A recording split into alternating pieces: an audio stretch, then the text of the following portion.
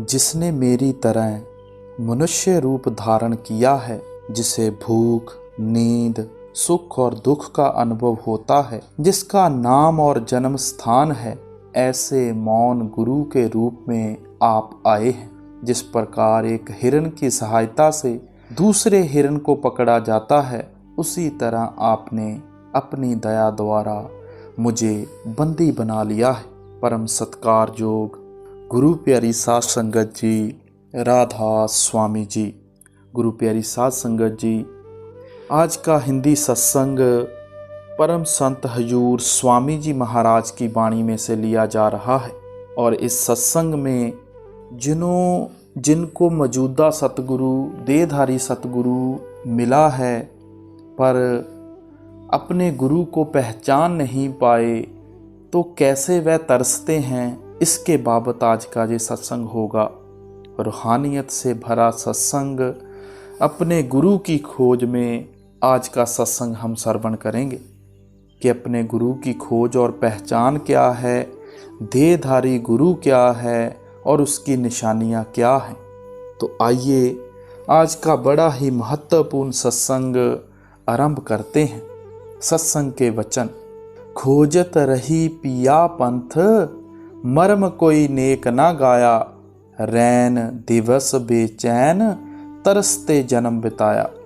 कितनी अफसोस भरी तुकें हैं, कहते हैं अफसोस जन्म बीत गया और तड़पते तड़पते उम्र चली गई, लेकिन परमात्मा से मिलने का रास्ता अभी तक नहीं मिला। जैव योग कब पैदा होता है?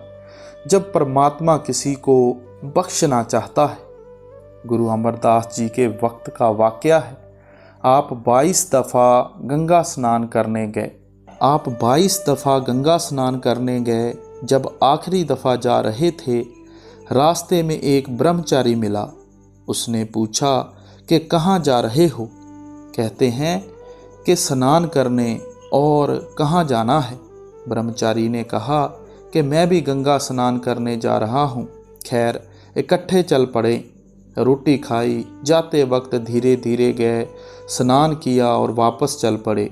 आखिर गुरु अमरदास जी का घर आ गया। अभी ब्रह्मचारी की मंजिल बाकी थी। बातचीत करते प्रेम प्यार हो चुका था। दोनों एक दूसरे को इज्जत की निगाह से देखते थे।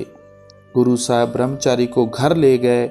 जब रात को सोने लगे तो ब्रह्मचारी पूछता है, यार अमरा, तुझे गुरु से नाम लिए कितना अरसा हुआ है? तो आप कहने लगे, मेरा तो कोई गुरु नहीं। ब्रह्मचारी कहता है, हैं तेरा कोई गुरु नहीं, तू निगुरा है। अफसोस, अगर मुझे पता होता कि तेरा कोई गुरु नहीं तो मैं कभी तेरी रोटी ना खाता। मेरा सारा धर्म कर्म नाश हो गया। जय कहकर वह बड़े दुखी दिल से अपना बिस्तर उठाकर चल पड़ा। जब वह चला गया तो आपको बड़ा अफसोस हुआ।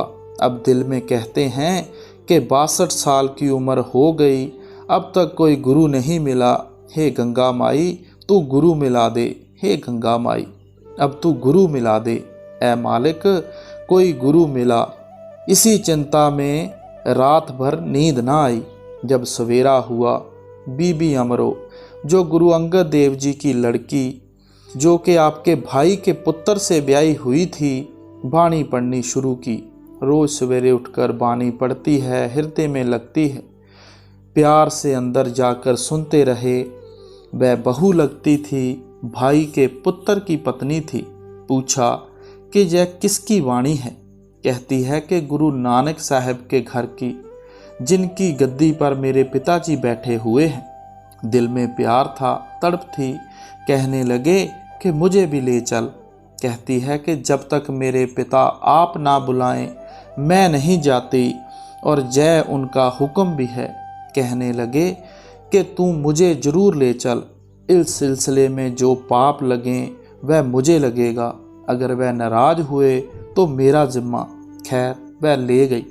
जब गुरु अंगद साहब के दरबार के नज़दीक पहुँचे तो कहती हैं कि आप बाहर ठहरें, मैं अंदर जाकर अर्ज करती हूँ। जब अंदर गई तो गुरु अंगद साहब ने कहा कि बेटी, जब ससुर को साथ ले ही आई हो तो अब अंदर भी ले आओ। आगे के वाकया से तल्लक नहीं कि गुरु अंगद साहब ने किस तरह गुरु अमरदास जी को भरपूर कर दिया और अपना ही रूप बना लिया, बल्कि इस बात से तल्लक है कि जिन्हें मनुष्य जन्म पाकर कोई गुरु मिल गया उसका जन्म सफल हो गया। इसके विपरीत उन पर अफसोस है कि उम्र गुजर गई दुनिया के धंधे करते हुए, लेकिन अभी तक रास्ता नहीं मिला। जुगों से हिंदू संत महात्मा समझाते आए हैं कि हमारे लिए अपने प्रयत्न द्वारा इस कठिन परिस्थिति से छुटकारा पाना असंभव है। हमारी समस्या इतनी गहरी, गंभीर और तुरंत ध्यान देने योग्य है कि निश्चित होकर बैठे रहने की कोई गुंजाइश नहीं है। इसके बारे में अपनी बुद्धि द्वारा प्रयास करना केवल अपने आप को तसल्ली देना है। संत महात्मा बताते हैं कि इस परिस्थिति से छुटकारा पाने के लिए हमें आध्यात्मिक गुरु की बहुत आवश्यकता है। केवल वही हमें इस भारी मुसीबत से छुटकारा दिलाने में समर्थ है। सच तो यह है कि आध्यात्मिक दृष्टिकोण से हम पूरी तरह ज्ञानी और विवश हैं। हम केवल अपने आप अपना आध्यात्मिक लक्ष्य प्राप्त नहीं कर सकते। कठोपनिषद में हमें इस संकटपूर्ण परिस्थिति से बाहर निकलने का मार्ग बताया गया है। कई शताब्दियों के बाद 15वीं शताब्दी में कर्नाटक के संत पुरंदरदास जी ने भी यही संदेश दिया है। पुरंदरदास जी एक लालची व्यापारी से संत के रूप में कैसे बदले, ये कथा कर्नाटक में बहुत प्रसिद्ध है। उन्होंने वहाँ पर भक्ति आंदोलन का प्रचार किया। उनके भजन आज भी लोकप्रिय हैं और सारे दक्षिण भारत में गाए जाते हैं। स्वामी विवेकानंद जिस आंतरिक प्रेरणा की बात करते हैं वह केवल अपने समय के देहधारी गुरु द्वारा ही प्राप्त हो सकती है। हालांकि इस विचार को स्वामी विवेकानंद कुछ नए ढंग से समझाते हैं, फिर भी हिंदू धर्म के लिए यह कोई नया विचार नहीं है। वैदिक युग से ही हिंदुओं के धर्म शास्त्रों में हमेशा इस बात पर बल दिया गया है कि अध्यात्म ज्ञान वास्तव में तभी प्रभावशाली होता है जब वह अध्यात्म के जिज्ञासुओं को किसी देहधारी गुरु के द्वारा दिया जाता है। इसी प्रकार पौराणिक युग के महान संत और वेदांत के प्रमुख व्याख्याकार शंकराचार्य जी भी यही कहते हैं।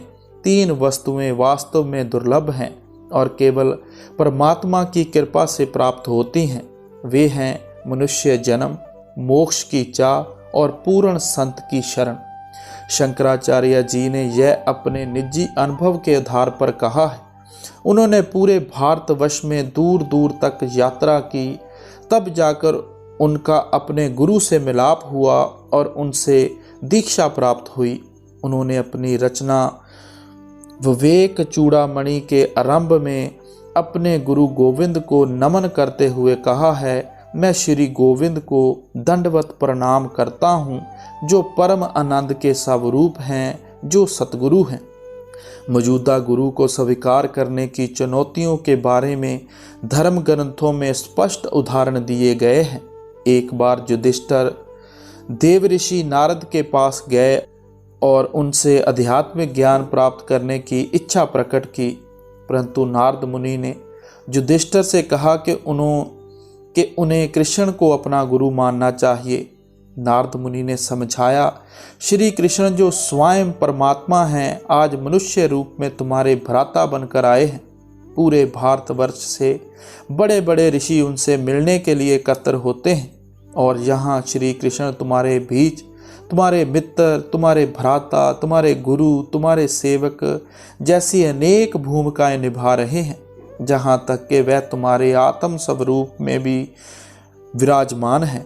इस प्रकार धर्म ग्रंथों में और संतों द्वारा भी देहधारी गुरु की शरण में जाने की आवश्यकता को दोहराया गया है, किंतु इस विषय में बातें करना आसान है, जबकि असल में हम केवल प्राचीन युगों के संतों के प्रति ही श्रद्धा भाव रखते हैं। इसलिए 17वीं शताब्दी के संत मलूकदास कहते हैं, पीर पीर सब कोई कहे, पीर चीने नाही, जिंदा पीर को मार के मुर्दे ढूंढन जाही।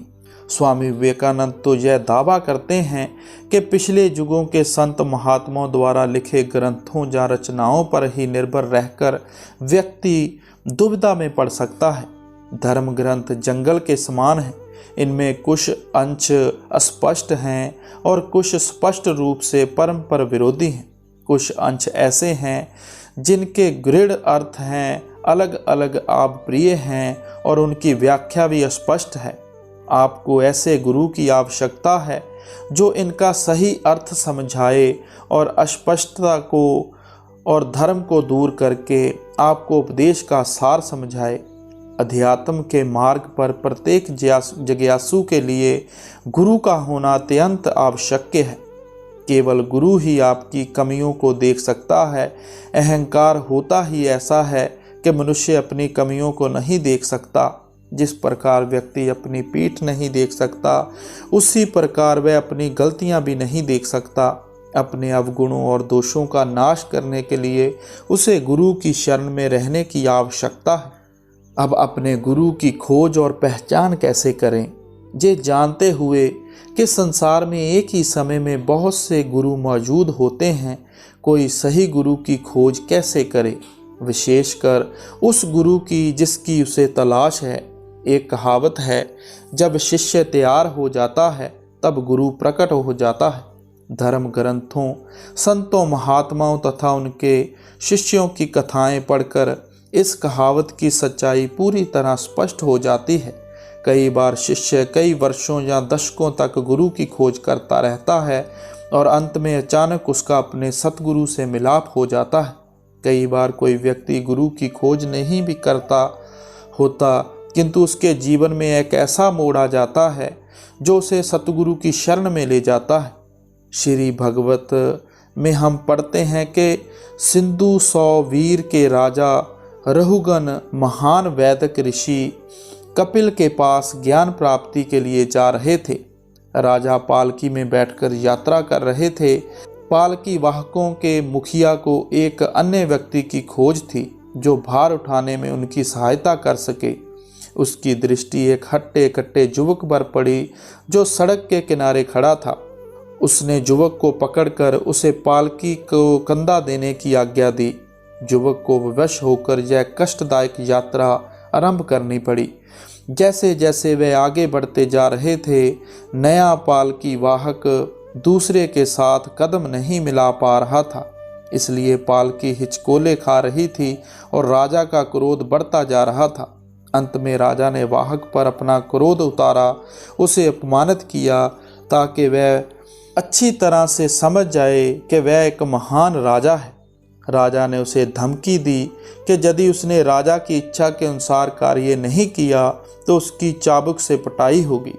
पालकी वाहक ने उत्तर दिया कि राजा जो कह रहे हैं वह सच है, परंतु साथ ही उसने समझाया, वास्तव में ये शब्द केवल डांट फटकार नहीं है, क्योंकि बोझ उठाने वाला तो शरीर है। शरीर द्वारा उठाया गया बोझ मेरा नहीं है, क्योंकि मैं तो चेतन आत्मा हूँ।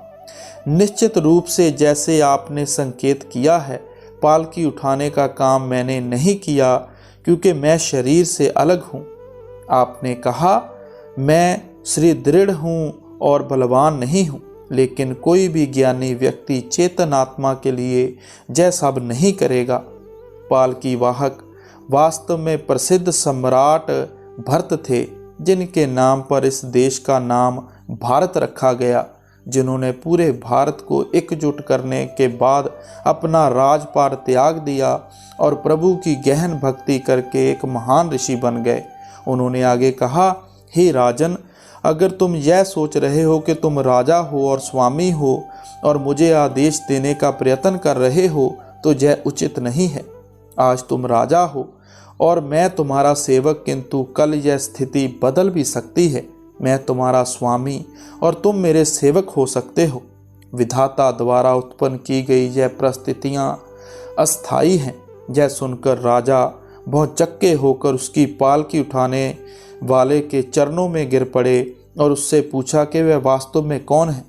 कुछ देर वार्तालाप के बाद राजा इस नतीजे पर पहुँचे कि मैं आपको आध्यात्मिक शक्ति से संपन्न एक महान गुरु मानता हूँ। आप आध्यात्मिक विज्ञान के पूर्ण ज्ञाता हैं। सभी ज्ञानी ऋषि मुनियों ने आप सर्वोच्चम हैं और सारी मानव जाति के कल्याण के लिए ही आप धरती पर आए हैं। आप आध्यात्मिक ज्ञान प्रदान करने आए हैं और कपिल देव, जिसकी खोज में राजा यात्रा के लिए निकले थे, के प्रत्यक्ष प्रतिनिधि हैं, जो परमात्मा के अवतार हैं, वह दिव्य गुरु। मैं इसीलिए आपसे पूछता हूँ कि संसार में किसकी शरण सबसे अधिक सुरक्षित है। भरत का हृदय राजा रहुगन के प्रति करुणा से भर गया, जो एक सच्चे जिज्ञासु प्रतीत होते थे। वह एक ऊंची चट्टान पर बैठ गए और राजा उनके चरणों में बैठ गए, जैसे एक शिष्य अपने गुरु के चरणों में बैठता है।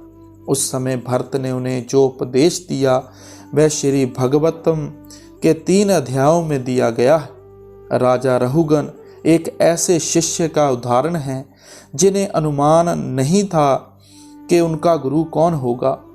वह तो महर्षि कपिल से मिलने जा रहे थे, परंतु उनके भाग्य में भरत से ज्ञान प्राप्त करना लिखा था। भरत ने राजा को ज्ञान प्रदान करने के लिए खुशी खुशी एक मजदूर की भूमिका निभाई। 15वीं शताब्दी के संत रविदास गुरु के साथ ऐसी भेंट को माथे पर लिखी भाग्य की लकीर कहते हैं। परम पारस गुर भेटिए पूरब लिखत लिलाट, उन मन मन ही मिले शुटकत बजर कपाट।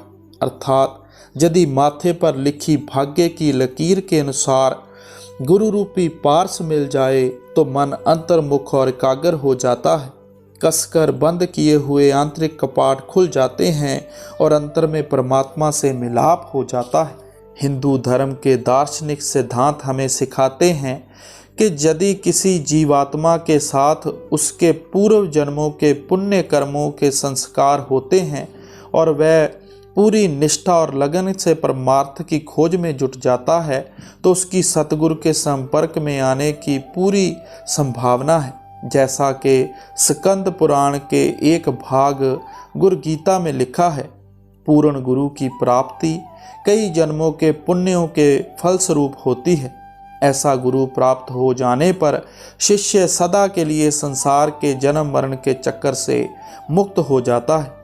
राजा रहुगन के विपरीत संत नामदेव को स्पष्ट रूप से बता दिया गया था कि उनका गुरु कौन होगा। उन्हें कहा गया था कि वह शिव मंदिर जाएं, वहां उन्हें अपने गुरु विसोबा खेचर मिलेंगे। संत नामदेव को विश्वास नहीं था कि उन्हें गुरु की आवश्यकता है, फिर भी वह अनिष्ठता से वहां गए। मंदिर में उन्हें एक बुद्ध व्यक्ति मिला जो स्पष्ट रूप से कोढ़ के रोग से पीड़ित था। उसने शिवलिंग पर पांव रखे हुए थे। नामदेव इस धर्म विरुद्ध आचरण को देखकर दंग रह गए। उन्होंने उसे फटकारा और बहुत कड़े शब्दों में अपने पांव शिवलिंग से हटाने के लिए कहा। वृद्ध व्यक्ति ने कहा कि वह स्वयं यह कार्य करने के लिए बहुत दुर्लभ है। उसने नामदेव से कहा कि वह उसके पांव वहां रख दे जहां परमात्मा ना हो। इस बात का नामदेव पर इतना गहरा प्रभाव पड़ा कि अचानक उसका हृदय परिवर्तन हो गया और उन्होंने उस व्यक्ति से उसका परिचय पूछा। उन्हें पता चला कि वह विसोबा खेचर थे। नामदेव ने उनसे विनती की कि वह उन्हें प्रभु प्राप्ति के मार्ग पर ले जाएं और बाद में विसोबा जी ने उन्हें दीक्षा दी। इस प्रकार हिंदुओं की पौराणिक कथाओं में वर्णन मिलता है कि अलग अलग युगों में, जिनमें सैकड़ों शताब्दियों की दूरी थी, नामदेव जी और राजा रहुगन दोनों ही किस प्रकार अपने निर्धारित गुरु से अपनी इच्छा ना होते हुए भी मिले। जो बात प्राचीन समय में राजा रहुगन और नामदेव के लिए सत्य थी, वही आज भी सत्य है। ब्रंटन, जिनकी पुस्तक the search in secret India ने अनेक जिज्ञासुओं को प्रेरणा दी, गुरु की खोज करते हुए 1930 के दशक में भारत आए। शीघ्र ही उनकी भेंट महर्षि रमन से हुई, परंतु उन्हें पूर्ण विश्वास नहीं था कि रमन ही उनके गुरु हैं। बाद में उन्होंने पूरे भारत की यात्रा की और अनेक साधु संतों और धार्मिक व्यक्तियों से मिले। उन्हें उन लोगों से वह नहीं मिला जो वह चाहते थे। अंत में वह वापस अपने पूर्व निर्धारित गुरु रमन के पास गए और उनके शिष्य बन गए। अपनी दूसरी कड़ी में स्वामी जी महाराज क्या फरमाते हैं, करता रहा पुकार दाद को कहीं ना पाया, भेख भिखारी जगत गुरु सब भर में माया। कहते हैं बहुत से समाजों में गए, साधु महात्माओं से मिले, लेकिन मकसद पूरा ना हुआ, क्योंकि जितने भेषी हैं, मजहब हैं, जिनसे जितने महात्मा हैं, सब माया के जाल में फंसे हुए हैं।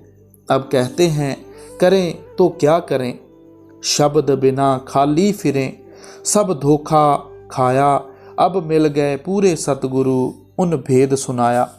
कहते हैं भाग्य से पूरे सतगुरु मिले, उन्होंने 5 शब्द का भेद दिया। जब भेद को समझकर कमाई की, रूह अंदर खंडों ब्रह्मंडों पर चली गई, मालिक से मिली, सो अब यह पता लगा कि सारी दुनिया आँखों से बाहर बैठी हुई है, सभी नाम से खाली बैठे हैं। कई तीर्थों पर जाता है, कोई तीर्थों पर जाता है, कोई मंदिरों में, कोई जप करता है, कोई पत्थर की पूजा करता है, कोई दान करता है, कोई पुण्य करता है, कोई कुछ करता है तो कोई कुछ। सो यह सभी बाहर बैठे हुए हैं, अंदर नहीं गए। सुरत सार लखवाए के फिर गगन चढ़ाया, गगन मंडल में पहुंचकर अनहद बजवाया। अब कहते हैं कि सतगुरु ने क्या काम किया कि पहले सत्संग सुनाया, फिर शब्द का भेद समझाया, फिर कहा कि 9 दरवाज़ों से अपनी सुरत को निकाल, जहाँ स्थूल शरीर में मन और आत्मा मिले हुए हैं। जब 9 दरवाजे छोड़कर रूह तुरिया पद में गई, उसने शब्द का पल्ला पकड़ा, वहाँ अमृत बरस रहा है, रूह ने अमृत पिया। अब वह धुन ब्रह्मा के देश से होती हुई रूह को पार ब्रह्मा के देश में ले गई। पार ब्रह्मा का देश माया से रहित है, जहाँ 6 चक्रों या मातलोक में ब्रह्मा गुप्त है और माया प्रकट है। जब हम सहंस दल कमल में जाएंगे, वहाँ ब्रह्मा और माया बराबर हैं। जब ब्रह्मा में जाएंगे, वहाँ ब्रह्मा प्रकट और माया गुप्त है। जहाँ पार ब्रह्मा में जाएंगे, वहाँ माया है ही नहीं, बल्कि चेतन ही चेतन शक्ति है। वह नाम है जिसे अगर आधा घंटा भी सुन लो तो जन्म मरण खत्म हो जाए। अब कहते हैं यह सतगुरु ने हमें ऊपर ले जाकर दिखाया। जपी तपी मौनी बकी जत जोग चलाया, यह मार्ग कोई ना कहे दुर्लभ दर्शाया। अब आप फरमाते हैं कि दुनिया में बहुत से जति हैं, तपी हैं, जोगी हैं, ज्ञानी हैं और दूसरे साधन करने वाले हैं। इसी तरह बेशुमार साधन भी हैं, लेकिन जो शब्द का मार्ग है यह सबसे ऊंचा और किसी किसी महात्मा के पास है, आम नहीं। क्योंकि योग साधना करके जोगियों की मुक्ति नहीं हुई थी। उन्होंने गुरु नानक साहब से पूछा था कि मुक्ति का साधन क्या है, तो आपने कहा था शब्द। जब व्याख्या चाही तो आपने कहा जैसे जल में कमल निरालम मुर गई नैसाणे, सुरत शब्द भवसागर तरिए नानक नाम वखाणे। कि जिस तरह मुर्गाबी जल में रहती है, जल में खाती पीती है, मगर जब उड़ती है तो सूखे परों के साथ उसे पानी लेप नहीं करता। इसी तरह कमल भी कीचड़ में रहता है, जब पानी चढ़ जाए तो डंडी लंबी हो जाती है, जब घट जाए तो डंडी नीची हो जाती है। वह हर हालत में पानी की सतह पर रहता है, मगर रहता है सूखे का सूखा। इसी तरह आदमी बाल बच्चों में रहे, कबीलदारियों में रहे और नाम जपे, जब मौत आए तो अडोल अपने घर को चला जाए। धन संत और सतगुरु जिन सार बुझाया, मनमत जग में फैलिया गुरमत नहीं आया। सुरतवंत बिरले कोई जिन शब्द कमाया, राधा स्वामी भेद दें सब जीव चिताया। अब आप फरमाते हैं कि दुनिया में मनमत बहुत फैला हुआ है और संतों के पीछे कोई विरला ही जाता है। कहते हैं कोई विरले ऊंचे कर्मों वाले जाने बड़े भाग्य वाले हैं जिन्होंने सतगुरु से भेद लिया और उन्होंने कमाई करके अपना जन्म मरण खत्म कर लिया। भक्ति का लक्षण यही है कि मनुष्य संसार में रहते हुए जो भी कार्य करे वह प्रभु को अर्पण करता जाए और प्रभु को भूलते ही व्याकुल हो जाए। भगवान कृष्ण गीता में फरमाते हैं, सब प्रकार के योगियों में मैं उनको उत्तम समझता हूँ जो श्रद्धा सहित अंतर में मेरा स्मरण करता है। प्रेम भक्ति में मगन होने का दृष्टांत हमें ब्रज की गोपियों में दिखाई देता है। इसका वर्णन श्री भगवत गीता में आया है। गोपियों का तन मन धन सब भगवान को अर्पित था।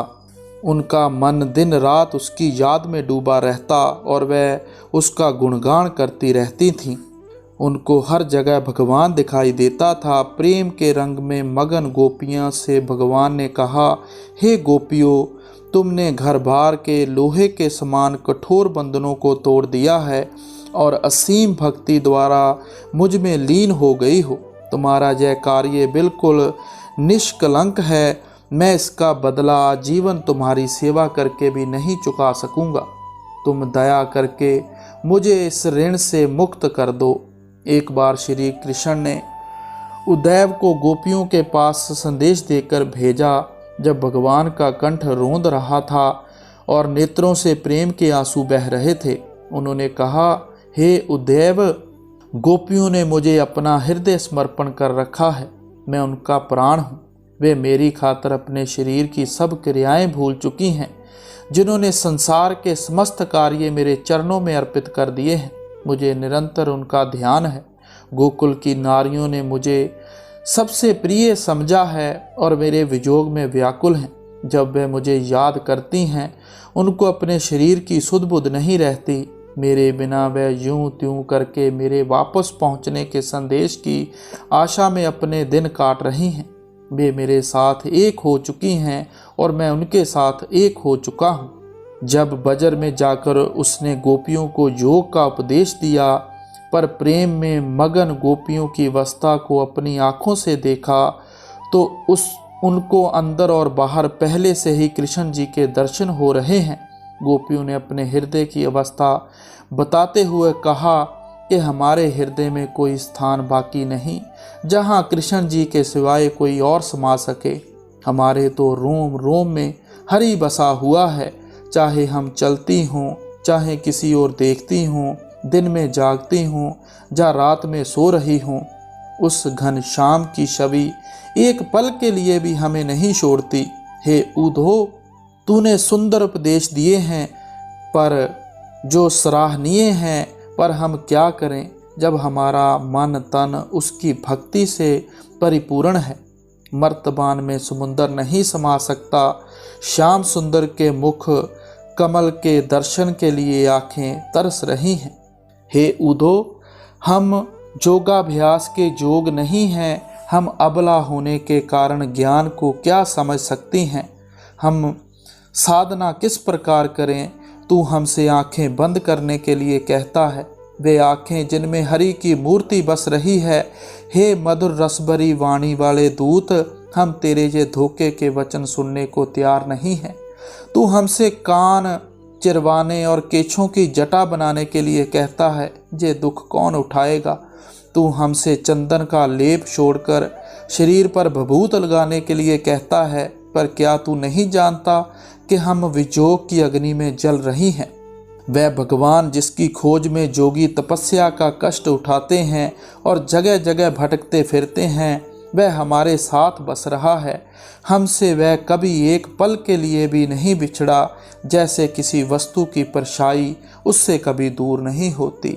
सो गुरु प्यारी साध संगत जी, हमें भी इस तरह का प्रेम वियोग प्यार, इस तरह का समर्पण चाहिए अपने गुरु के प्रति। सो हमें भी चाहिए नाम की भक्ति करें, नाम की कमाई करें। राधा स्वामी जी।